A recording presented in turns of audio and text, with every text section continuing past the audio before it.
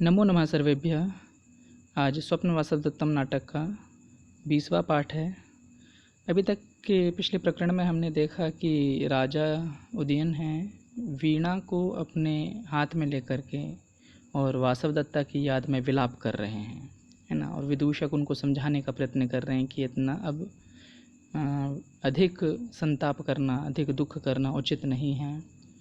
तभी पद्मावती भी आ जाती हैं, वो भी समझाने का प्रयास करते हैं कि उसमें आपका कोई दोष नहीं है। यदि आप उस काल में उपस्थित होते तो क्या वासवदत्ता को नहीं बचा पाते। तो इसी प्रकरण के पश्चात ही अब कांचुकी प्रवेश करते हैं, क्योंकि हमने ये देखा था कि जो वासवदत्ता की जो धाई माँ थी आर्या, जो वसुंधरा, वो पधार चुकी हैं और उनके साथ में जो कांचुकी हैं रभ्यस गोत्र में उत्पन्न, और कांचुकी किनके, जो महाराज उद्योत हैं वहाँ से, है ना, उज्जैनी नगर के, तो वो पधार चुके थे। अब उन्हीं के विषय में जानकारी दे करके प्रतिहारी उनको प्रवेश करवाते हैं। तब ततः प्रविशति कांचुकीयो धात्री प्रतिहारी च, तो उसी समय प्रतिहारी भी कांचुकी धात्री है ना, धाय माँ जो थी उनकी वासवदत्ता की, वो तीनों ही प्रवेश करते हैं। अब कांचुकी क्या, क्योंकि अभी आ रहे हैं, अर्थात वो रास्ते में ही हैं, है ना, कांचुकी है तो, और वो देख करके, है ना, उनके राज्य को, तो वो क्या कहता है, संबंधि राज्यमिदमेत्य महान प्रहर्ष स्मृत्वा पुनर्नृपसुता निधनं विषादः किन्नाम दैव भवता न कृतं यदि स्यात् राज्यं परैरपहृतं कुशलं च दिव्याः। वसंत तिल का छंद में है। तो जैसे ही आ रहे तो राज्य का जो राज्य को देख करके, है ना, उसको हर्ष हो रहा है, तो कह रहा है कि संबंधी राज्यम इदम एत्य महान प्रहर्षः, कि इस संबंधी राज्य, है ना, यह जो संबंधियों का ही तो राज्य है, क्योंकि वो एक प्रकार से अब संबंधी हो गए, क्योंकि जो राजा हैं उदयन, उनके जामाता थे। अब उन्होंने दोबारा पुनः विवाह भले ही कर लिया है, लेकिन अब पुनः विवाह करने से इनका जो संबंध है, अर्थात जो पद्मावती से बनाया, तो यह राज्य भी उनके लिए संबंधी हो गया। तो संबंधी राज्य, मतलब इससे संबंधी राज्य को मैं आकर के, एत्य, है ना, तो इणगतौ धातु से मतलब कि आकर के महान प्रहर्ष, है ना, अत्यधिक प्रहर्ष मुझे हो रहा है। लेकिन, है ना, उसके बाद में कहते हैं कि स्मृत्वा पुनर्नृपसुता निधनम विषाद, लेकिन पुनः जो नृपसुता हैं, कौन, जो वासवदत्ता के विषय में, तो उन्हीं के जो राजा प्रद्योत की जो पुत्री, तो वासवदत्ता के निधन को सुन करके पुनः विषाद भी मुझे हो रहा है ना, पुनः दुख भी हो रहा है उत्पन्न। प्रहर्ष तो हो रहा है लेकिन विषाद भी हो रहा है साथ साथ में। तो कह रहे हैं कि राज्यम परैः अपहृतम कुशलम च दिव्याः यदि स्यात्, है ना, यदि जो राज्य परैः अपहृतम राज्यम, जो परों के द्वारा ना, जो आरुणी के द्वारा जो राज्य का अपहरण, है ना, वो ले लिया गया था, उसने राज्य को अपने में मिला लिया था, तो उसको पुनः प्राप्त करने के पश्चात में, है ना, उसको पुनः राज्य को प्राप्त करने के साथ साथ ही यदि देव्याः कुशलम यदि स्यात्, ये जो देवी जो वासवदत्ता भी अगर कुशल होती, जिस प्रकार से राज्य पुनः प्राप्त कर लिया है, ऐसी ही वासवदत्ता भी यदि कुशल होती, तो हे देव, है ना, देव नियति को कोस रहे हैं कि हे देव, कि भवता किम नाम न कृतम, है ना, कि हे, माने कि देव, तुम्हारा क्या चला जाता। देखो यह कितना सुंदर प्रयोग आया है यहाँ पर, कि सामान्यतः हम अपनी भाषा में ही बोलते हैं कि यदि तुमने ऐसा किया होता तो तुम्हारा क्या चला जाता। अब तुम्हारा क्या चला जाता, अब इसके लिए संस्कृत बनाते फिरिए, है ना, समझ में नहीं आएगा कि क्या प्रयोग कर सकते हैं इसके लिए।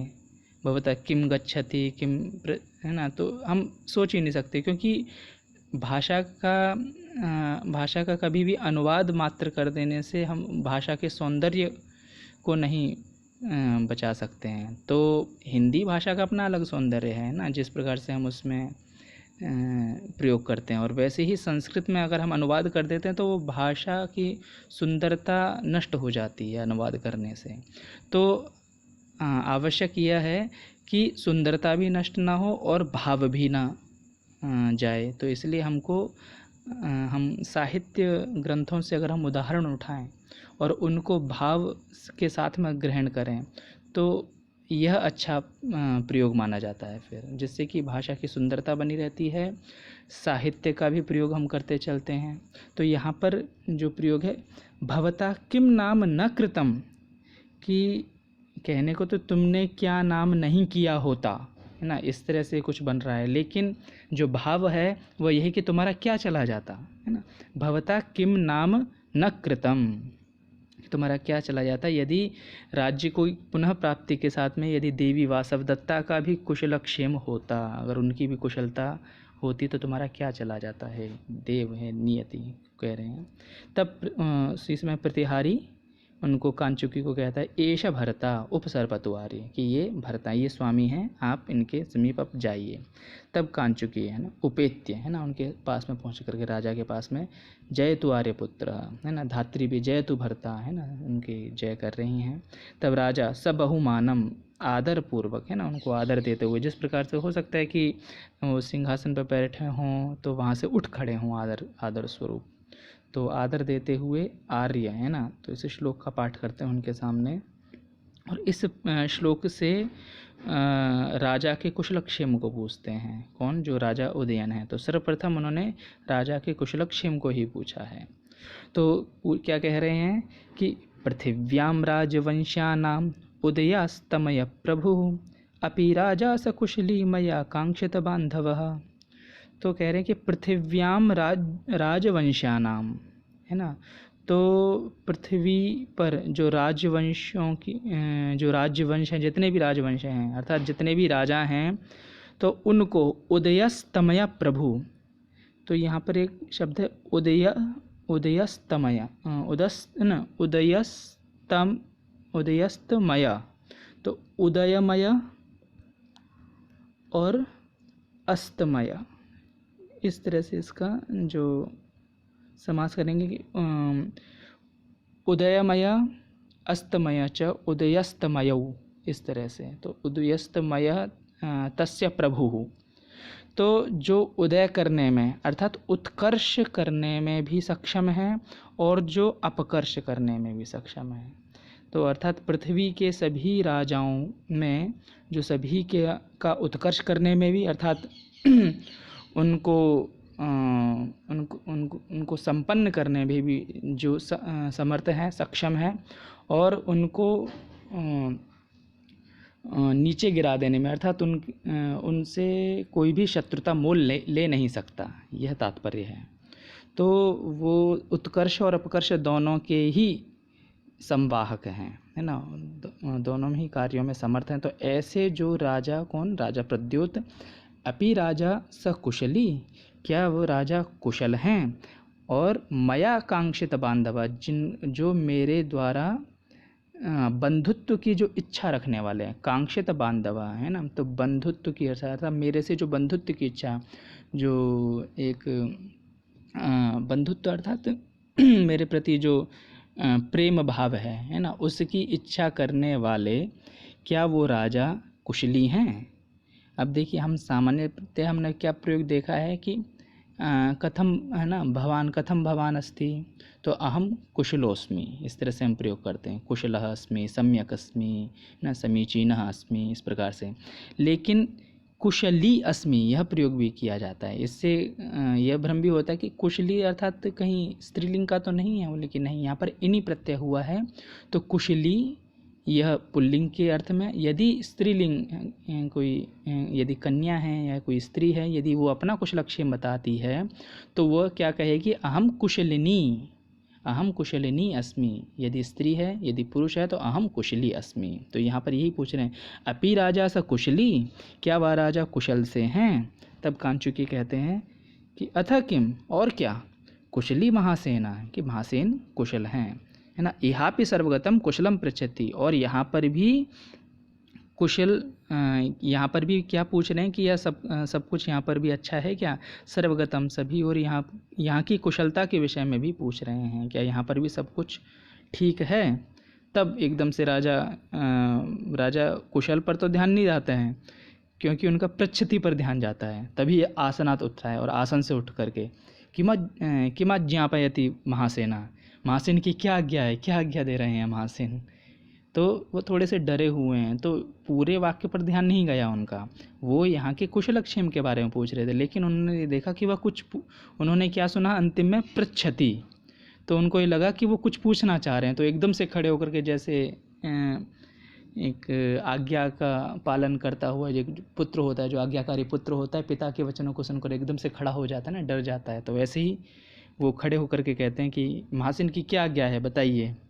तब कांचुकी कहते हैं कि सदृशम एतद् वैदेही पुत्रस्य, यह उनकी सज्जनता है, या आपकी सज्जनता है, या आपका विनय है कि आप आसन से खड़े उठे। और कौन, वैदेही पुत्रस्य, वैदेही पुत्र। तो वैदेही पुत्र, अभी इससे पता चलता है कि मिथिला की जो राजकुमारी थी उनके पुत्र हैं। कौन, राजा उदयन। तो उनकी माता मिथिला से थी, तो मिथिला की ही ना वैदेही। वैदेही किनका नाम, और ना जो सीता था, जो सीता माता थी उनका भी नाम वैदेही आता है ना। तो इसी प्रकार से क्योंकि वो भी मिथिला से थी, तो मिथिला की राजकुमारी को वैदेही कहा गया है, तो उनके ही पुत्र हैं। तो सदृशम एतद, उनके द्वारा यह उपचार है ना, यह जो शिष्टाचार है यह उचित ही है। लेकिन फिर भी ननु आसनस्थेन एव भवता श्रोतव्यो महासेनस्य संदेशः, कि आसनस्थ हो करते ही, है ना, आसनस्थ होते हुए ही, मतलब कि आसन पर बैठे बैठे ही आपके द्वारा महासेन का संदेश सुनना चाहिए। श्रोतव्य भवता, आपके द्वारा, श्रोतव्य सुना जाना चाहिए, महासेनस्य संदेश, महासेन का संदेश। तब राजा यदा आज्ञापयति महासेन उपविशत, जैसी महाराज की आज्ञा और बैठ जाता है। तो जैसे कि एक आज्ञाकारी पुत्र होता है उसी प्रकार व्यवहार कर रहे हैं राजा, हाँ, उनकी अनुपस्थिति में भी, है ना। तो उसके पश्चात में क्या, तो कांचुकी कहते हैं कि दिष्ट्या परैः अपहृतम राज्यम पुनः प्रत्यानीतम इति, कि सौभाग्य से जो राज्य दूसरे के हाथ में चला गया था वह पुनः लौट आया है, उसको आप वापस ले आए हैं। कुतः, क्योंकि जैसे कि कातरा ये प्यशक्ता वा नोत्साहस्तेषु जायते, प्रायेण ही नरेंद्र श्री सोत्साहैरेव भुज्यते। क्योंकि कातरा ये अपि अशक्तावा, जो कातर हैं, है ना, और जो अशक्त हैं, जिन जो अधीर प्रवृत्ति के होते हैं और जो अशक्त होते हैं ना, जिनमें जो शक्तिहीन होते हैं और जो चंचल प्रवृत्ति के होते हैं, कातर अर्थात जो चंचल प्रवृत्ति के होते हैं, तो नोत्साह तेषु जायते, उनमें कोई उत्साह उत्पन्न नहीं होता है ना, उनमें कोई उत्साह विशेष देखा नहीं जाता है। और कह रहे हैं कि जिनमें उत्साह होता है, प्रायेण उत्साह सोत्साहैः एव, प्रायेण सोत्साहैः नरेंद्रश्री एव भुज्यते। कि प्रायः क्या देखा जाता है, यहाँ पर एक ये पंक्ति बन रही है ना, ही जहाँ पर लग जाता है ना, तो वहाँ पे विशेष अर्थ है ना, विशेष वाक्य के द्वारा सामान्य वाक्य की पूर्ति की जाती है। तो ये सुभाषित वाक्य भी बन जाता है, सूक्ति भी बन जाती है। तो कहते हैं कि प्रायः जो उत्साही जन होते हैं उनके द्वारा ही नरेंद्रश्री का भोग किया जाता है। नरेंद्रश्री अर्थात राज्यश्री, राज्य लक्ष्मी जो होती है, तो राज्य का भोग किनके द्वारा किया जाता है, जो उत्साही होते हैं। अर्थात आपने उत्साह दिखाया, आपने पुनः राज्य प्राप्त किया, इसलिए यह उचित ही है कि जो राज्य का भोग है वही करे जो उत्साही है, न कि जो चंचल प्रवृत्ति के हैं, जो और अशक्त हैं, उनमें उत्साह तो उत्पन्न होता ही नहीं है।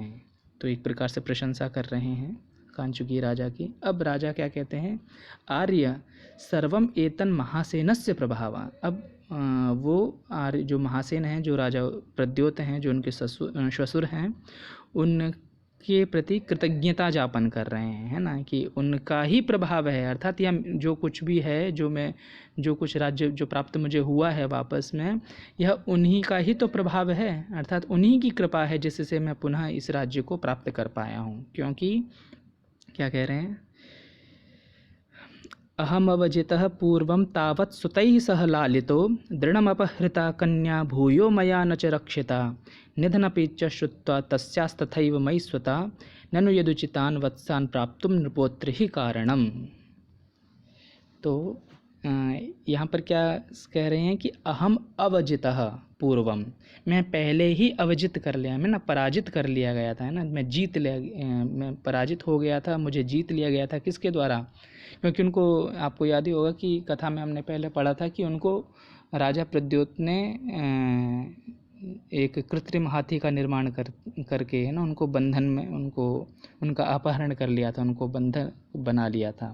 तो मैं तो पूर्व ही जीत लिया गया था, लेकिन जीतने के पश्चात भी तावत सुतई ही सह लाले, तो उनके अपने सुत हैं ना, जो गोपालक पालक, उनके 2 पुत्र जो हैं, उनके साथ में ही मेरा लालन पालन, अर्थात मुझे उन्हीं के जैसे जिस प्रकार से अपने पुत्रों के प्रति व्यवहार था उनका, वैसा ही व्यवहार उन्होंने मेरे प्रति किया।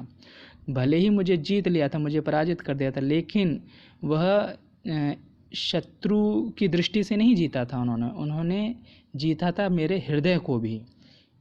तो मेरा उसी प्रकार से लालन पालन, मेरी व्यवस्था की जिस प्रकार से अपने पुत्रों की करते हैं वो। और लेकिन मैंने क्या किया कि दृढ़म अपहृता कन्या भूयो मया न च सुरक्षिता, है ना, और मेरे द्वारा जो दृढ़ पूर्वक, है ना, कठोरता से न शिष्टाचार का बिल्कुल त्याग करते हुए, उनके गुणों की प्रशंसा ना, उनके गुणों को बिल्कुल भी ना देखते हुए मैंने उनकी कन्या का अपहरण किया, और वो भी, उसकी भी रक्षा नहीं कर सका। तो भी, है ना, निधनम अपि च श्रुत्वा तस्याः कस्याः वासवदत्तायाः, तो वासवदत्ता का निधन हो गया है ना, उनका देहांत हो गया है, वो अग्नि में जल करके नष्ट हो गई हैं। यह सुन कर के भी तथैव मयि स्वता, वैसी ही मेरे प्रति स्वता, है ना, ममता, जो प्रेम है उनका वैसा ही है जैसे पूर्व में था। तो मेरे प्रति उनका प्रेम घटा नहीं है, भले ही वासवदत्ता की रक्षा नहीं कर पाया, तब भी मेरे प्रति मेरे में उनका अत्यधिक स्नेह है ना। और ननु, और भी कि यद उचितान वत्सान प्राप्तुम नृपोत्र ही कारणम, यह जो वत्स राज्य की जो प्राप्ति हुई ना, उचितान वत्सान, तो वत्सान यहाँ पे बहुवचन प्रयोग इसलिए क्या है कि वत्स देश में कई सारे, है ना, प्रदेश भी आ जाते हैं, तो उसमें कई जनपद, क्योंकि वत्स पूरा एक जनपद था, तो जनपद के अंदर ही जैसे कौशाम्बी राजधानी थी उनकी, और भी अन्य प्रदेश थे, तो उन प्रदेशों को, तो इसलिए कई प्रदेशों के लिए यहाँ पर बहुवचन का प्रयोग किया है। तो उन प्रदेशों को, क्योंकि आरुणि ने संपूर्ण वत्स राज्य पर, वत्स जनपद पर तो अधिकार नहीं किया था, लेकिन कुछ प्रदेशों में, है ना, कुछ राज्यों में उसके जो भाग थे उन पर अधिकार किया था। तो इसलिए यहाँ पे वत्सान उचितान, तो जो उचित वत्स थे, अर्थात जो जिनको जीतना आवश्यक था, जिनको ग्रहण, जो आरुणि ने हथिया लिए थे उनको वापस अगर लेना था, तो उनकी प्राप्ति में भी, तान प्राप्तुम, उनकी प्राप्ति में भी नृपो अत्र ही कारणम, ये राजा ही तो कारण है, अर्थात स्वयं महासेन ही कारण है। उन्हीं की वजह से ही मैं उन जो राज्य आरुणि के अधिकार में चले गए थे उनको वापस मैं प्राप्त कर पाया हूँ। यह राजा का ही विशेष यहाँ पर प्रभाव है। तब कांचुकी कहते हैं कि एषा महासेनस्य संदेशा, यह महासेन जो प्रद्योत हैं उनका संदेश था जो मैंने सुनाया। अब देव्याः संदेशम यहात्र भवति कथयिष्यति, और अब देवी जो अंगारवती हैं, कौन, जो राजा प्रद्योत की पत्नी और वासवदत्ता की माँ, तो उनका संदेश यहात्र भवति, ये जो आर्य क्या नाम है इनका, वसुंधरा, ये कथयिष्यति, ये कहेंगी, है ना। तो अब राजा अंगारवती के विषय में सोचते ही अब फिर विलाप करने लग जाते हैं, हा अम्ब, है ना।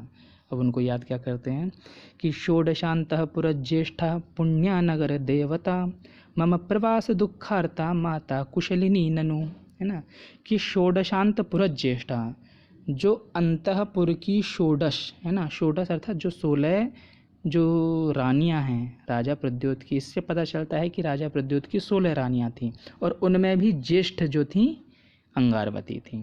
तो अंतःपुर की 16 रानियों में ज्येष्ठ, और पुण्या नगर देवता, और पवित्र और नगर की देवता के समान, जिस प्रकार से नगर की देवता ही हों वो, ऐसी जो हैं माता अंगारवती, जो मम प्रवास दुखार्था, और जो मेरे प्रवास है ना, प्रवास अर्थात जो विदेश में प्रवास या फिर परदेश में जो वास कर रहा है, तो प्रवास, तो परदेश में प्रवास करने के दुख से जो पीड़ित हैं, है ना, दुखार्था, उस दुख से, क्योंकि मैं प्रदेश में रह रहा हूँ और यहाँ पर दुखी हूँ, तो मेरे इस दुख से जो पीड़ित हैं, ऐसी माता कुशलिनी ननु, क्या ऐसी माता कुशल से हैं। अब देखिए, हमने पीछे क्या देखा था, अपि राजा स कुशली और अपि माता कुशलिनी, वही प्रयोग है, इन्हीं प्रत्यय ही है, लेकिन यहाँ पर स्त्री वाची है ना, तो कुशलिनी माता और कुशली राजा, तो यह हमको ध्यान में रखना है। अब धात्री क्या कहती हैं, जो धायमा हैं, कि अरोगा भट्टिनी भर्तारम सर्वगतम कुशलम पृच्छति, जो अरोगा हैं, अरोगा अर्थात रोग से रहित, अर्थात कुशल हैं, तो कुशलता से हैं, जो भट्टिनी राजमाता को ही कहा जाता है। तो वह क्या पूछ रहे हैं, भर्तारम सर्वगतम कुशलम पृच्छति, भर्ता से संबंधित है ना, जो स्वामी से संबंधित है, आप से संबंधित और अन्य हैं, उनके विषय में भी कुशलता के विषय में पूछ रहे हैं। सर्वगतम कुशलम पृच्छति है ना, सब यहाँ पर कुशल से तो हैं, ऐसा वह पूछ रही हैं। तो राजा क्या कहते हैं, सर्वगतम कुशलम इति, क्या सभी कुछ कुशल, ऐसा पूछ रही हैं। अम्ब ईदृशम कुशलम, देख लीजिए हे माता, ऐसा कुशल है कि मैं यहाँ विलाप कर रहा हूँ वासवदत्ता के को लेकर के, अर्थात वो दिखा रहे हैं कि आप स्वयं देख सकती हैं कि मैं कुशल से हूँ या मैं अकुशल हूँ, है ना, मतलब मेरा स्वास्थ्य ठीक है या नहीं है, आप यह स्वयं ही दर्शन कर लें। तब धायमा क्या कहती हैं कि मेदानीम भर्ता अतिमात्रम संतप्तुम, है ना, कि क्या कहते हैं कि मेदानीम भर्ता अतिमात्रम, और अच्छा यही वाक्य पीछे विदूषक ने भी कहा था जब अत्यधिक विलाप कर रहे थे कि मेदानीम भर्ता अतिमात्रम संतप्य, वहाँ संतप्य था, वहाँ पर ल्यप प्रत्यय था, यहाँ पर संतप्तुम है ना, तुमन प्रत्यय है यहाँ पर। तो अर्थ वही है कि जो स्वामी हैं, जो हे महाराज, अब आप अत्यधिक संताप ना करें, क्योंकि यह उपयुक्त नहीं है। और कांचुकी भी कहते हैं धारे तु आर्य पुत्र, कि स्वयं को धारण करें, है ना, स्वयं को होश में लाइए ना, आप अपने आप को संभालिए हे राजन। उपरता अपि अनुपरता महासेन पुत्री एवं अनुकंप्यमान आर्यपुत्रेण, आर्यपुत्र के द्वारा अर्थात आपके द्वारा जो अनुकंप्यमाना जो है ना, अर्थात आपकी कृपा के द्वारा आप इतना उनको याद करते हैं, आपका इतना उनके प्रति स्नेह है वासवदत्ता के प्रति, तो ऐसा स्नेह दिखाने के पश्चात में, दिखाने क्या, ऐसा स्नेह होने के पश्चात में भी वो महासेन की पुत्री है ना, जो वासवदत्ता उपरता अपि अनुपरता, मरी हुई भी मरी हुई नहीं है, अर्थात वह जितना आप उनको याद कर के है ना विलाप कर रहे हैं, जितना आपका उनके प्रति है ना स्नेह दिखाई दे रहा है, तो ऐसा स्नेह से ऐसा लगता है कि वो वास्तव में मरी नहीं है, वो जीवित हैं, आपके हृदय में जीवित हैं, है ना, तो वो मरी हुई होती हुई भी नहीं मरी हैं। उपरता अपि अनुपरता। तब क्या कहते हैं, कह कम शक्तो रक्षितुं मृत्युकाले रज्जुच्छेदे के घटम धारयन्ति एवं लोकस्तुल्य धर्मो वनानां काले काले छिद्यते रुह्यते च। यहाँ पर शालिनी छंद का प्रयोग है। तो कह कम शक्तो रक्षितुं मृत्युकाले, अब अथवा है ना, यहाँ पर अथवा के बाद में क्या कह रहे हैं कि इसमें आपका कोई दोष नहीं है, आप स्वयं को दोषी क्यों ठहरा रहे हैं, बार बार आप यह क्यों कह रहे हैं कि सा न रक्षिता मया अपहृता परंतु ना रक्षिता, मैंने अपहरण तो किया उसका लेकिन मैंने रक्षा नहीं की, आप अपने ऊपर दोषारोपण क्यों कर रहे हैं। और कह रहे हैं कि कह कम शक्तो रक्षितुं मृत्युकाल, जब मृत्युकाल आ ही गया है, जब मृत्युकाल समीप में आ जाता है तो कौन किसको बचाने में सक्षम है। जिस प्रकार से रज्जु छेदे के घटम धारयन्ति, जब रज्जु का छेद हो जाता है, रज्जु टूट जाती है, तो कौन घट को धारण कर लेते हैं। यहाँ पर उदाहरण दे रहे हैं जैसे कि कुएं से जब पानी निकालते हैं तो जो मटका होता है जिसके द्वारा ना रस्सी बंधी हुई होती है, तो उस मटके से पानी निकाल रहे हैं और बीच में ही रस्सी टूट जाए, तो टूटने के पश्चात में क्या कोई घड़े को बचा सकता है क्या? उसी प्रकार से जब एक बार व्यक्ति का मृत्यु काल आ जाता है तो उसके बाद में कोई भी उसको बचा नहीं सकता। अर्थात कह रहे हैं कि नियति को जो स्वीकार है उसमें हम हस्तक्षेप नहीं कर सकते। अर्थात उनका जाना निश्चित था तो वो चली गई। अब आप व्यथा है ना प्रलाप ना करें, वृथा प्रलाप ना करें। और क्या कह रहे हैं कि एवं, और उदाहरण भी दे रहे हैं कि एवं लोकस्तुल्य धर्मो वनानाम काले काले छिद्यते रुह्यते च, कि जो लोक क्या है, लोकः तुल्य धर्मो वनानाम, वनों के जैसा ही है ना तुल्य धर्मी वाला यह लोक है। लोक अर्थात ये जो लोग हैं, लोग जो हम कहते हैं ना, लोक अर्थात जनः भी कहा जाता है। लोक का केवल यह है ना अयम लोकः ना, ये भूलोक ही नहीं होता है। लोक का तात्पर्य केवल भूलोक है ना, पृथ्वी लोक या अंतरिक्ष लोक, द्युलोक इत्यादि यही नहीं होता है। लोक का दूसरा अर्थ जनः भी है ना, व्यक्ति भी होता है। तो लोग, और इसी का ही अपभ्रंश हम लोग शब्द प्रयोग करते हैं ना, कि लोग जिसको हम बहुवचन में प्रयोग करते हैं, तो वो लोक का ही अपभ्रंश है। तो लोक अर्थात जो वनों के जैसे ही तुल्य धर्मी वाला यह लोक है, अर्थात यह जन है। कैसे?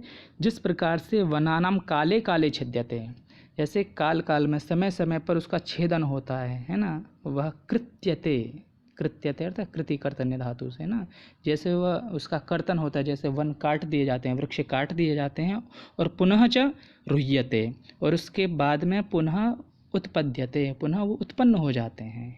जैसे कट जाते हैं वैसे उत्पन्न। तो ऐसे ही इसी तुल्य धर्म अलग वाले, इसी प्रकार की प्रवृत्ति, इसी प्रकार की प्रकृति किसकी है? सामान्य जनों की। सामान्य जन भी एक काल आने, मतलब कि एक समय के पश्चात में उनका छेदन हो जाता है, अर्थात वो मृत्यु काल में समाहित हो जाते हैं, और पुनः उनको दूसरा जन्म भी मिल जाता है। तो यह तो सामान्य ही बात है। अर्थात यहाँ पर आपका विषाद करना है ना, आपका दुख जताना, आपके द्वारा जो संताप करना, यह उचित नहीं है। तब राजा क्या कहते हैं? आर्य मामैवम, आर्य ऐसी बात नहीं है, क्योंकि महासेनस्य दुहिता शिष्या देवी च मे प्रिया कथम सा न मया शक्या स्मर्तुम देहांतरेष्वपि, कि जो महासेनी की जो दुहिता हैं है ना, उनकी जो पुत्री हैं, मेरी शिष्या भी हैं, मेरी प्रिया शिष्या देवी च है ना, मैं प्रिया शिष्या, मेरी प्रिया शिष्या भी रही हैं। और कथम साना मया शक्या स्मर्तुम देहांतरेषु, और मेरे द्वारा उनका देहांतर में भी, अर्थात भले ही उनका देहांत हो गया है और जन्म जन्मांतरों में भी वह मेरे द्वारा उनका विस्मरण नहीं किया जा सकता। ऐसा नहीं हो सकता कि जन्म जन्मांतर में भी मैं, अर्थात वो चाहे जीवित होती या अब जीवित नहीं हैं तो भी मैं उनका स्मरण ना कर सकूं, ऐसा संभव हो ही नहीं सकता। इस प्रकार से कहते हैं। तभी धात्री जो हैं अपना संदेश सुनाती हैं, जो बताया था। तो अब इस संदेश को हम कल के पाठ से सुनेंगे। आज इतना ही पर्याप्त है। तो धन्यवाद, नमस्कार।